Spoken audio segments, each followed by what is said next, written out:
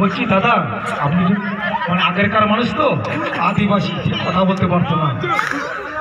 তা এখন আপনি কিছু তো বলতেই হবে বর্দা, প্রথমে বলেছি কিছু কথা বলতেই হবে। আপনার সাথে কেউ আছে? মানে ওনার নাম বলতে যাচ্ছি টারজান।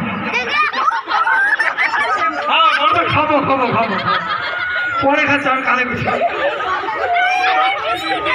বর্দা আমাকে বিড়ি দিয়েছে, এত ভালোবাসে, মানে বোস সঙ্গে। আচ্ছা আচ্ছা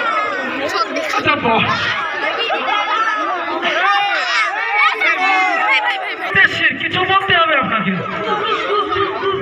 সে বলতে পারছি আপনার নাম টারজান। আমি আগে বাড়ি ছিল আমাদের দক্ষিণে, তাই ওই আদিবাসীর সাথে মেলামেশা করতে করতে বুঝতে পেরেছি হু হু মানে কি টারজান। আপনারা কি পোশাক সুন্দর, আর কি অর্থ।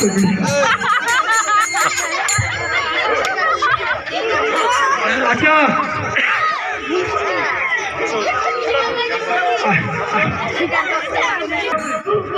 পড়াই খান তাই তো? আচ্ছা ঠিক আছে, খুব ভালো লাগছে, আপনি ঘুরে ঘুরে দেখান। আর কোনো প্রতিযোগিতা আছে? খুব সুন্দর হয়েছে, খুব সুন্দর হয়েছে, খুব সুন্দর হয়েছে। টারজানের জন্য একবার ছোট্ট করে, একবার জোর করে, একবার হাততালি, শুধু টারজানের জন্য। সুন্দর হয়েছে, খুব সুন্দর হয়েছে, টারজানের জন্য খুব সুন্দর, খুব সুন্দর। এদিকে আমরা মায়াপুর থেকে এসছে কালোপুর, মায়াপুর থেকে এসছে কালোপুর। উনি ভিক্ষা করে নিয়ে মায়াপুরে মঠে যায়, মঠে যে সেখানে কিছু দান করে। ওই মায়াপুরে যে মঠটা হয়েছে, বড় মন্দির চালু হয়ে গিয়েছে, কিন্তু সে মঠের ওখানে। আচ্ছা ঠিক আছে, আর কোনো প্রতিযোগিতা আছে? আমরা এইভাবে প্রতিযোগিতা শেষ করছি। এবার দিদি ভাই, আপনার জন্য খুব মায়া লাগছে দেখে, কি করব বলুন?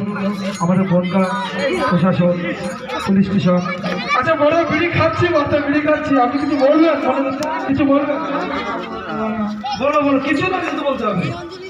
বিচ্ছিরি গন্ধ মুক্তি, বাংলার গন্ধ, এত গন্ধ। আমি ওনাকে প্রশ্ন করবো কি করে? আমার গায়ে তুলে তুলে বলছে, মানে বউ চলে যাও, বস সব বউ চলে যাও। ওই যে লোকে বলে না, এই মা চলে গেছে তাতে কি আছে, বাবা চলে গেছে কি আছে, আমি তো আছি তো তোর পাশে। কিন্তু বউ চলে গেলে কেউ যেন বলে না, এই বউ চলে গেছে, আমি তো তোর পাশে আছি। কিন্তু বড় শোক, বস শোক। ঠিক আছে বর্তা, আপনি ভেঙে পড়বেন না, ঠিক আছে, কি করা যায় দেখছি। আপনি যদি কিছু বলতে চান আপনি বলতে পারেন। খুব সুন্দর। মদ বেশি খাবেন না, লিভার শেষ হয়ে যাবে।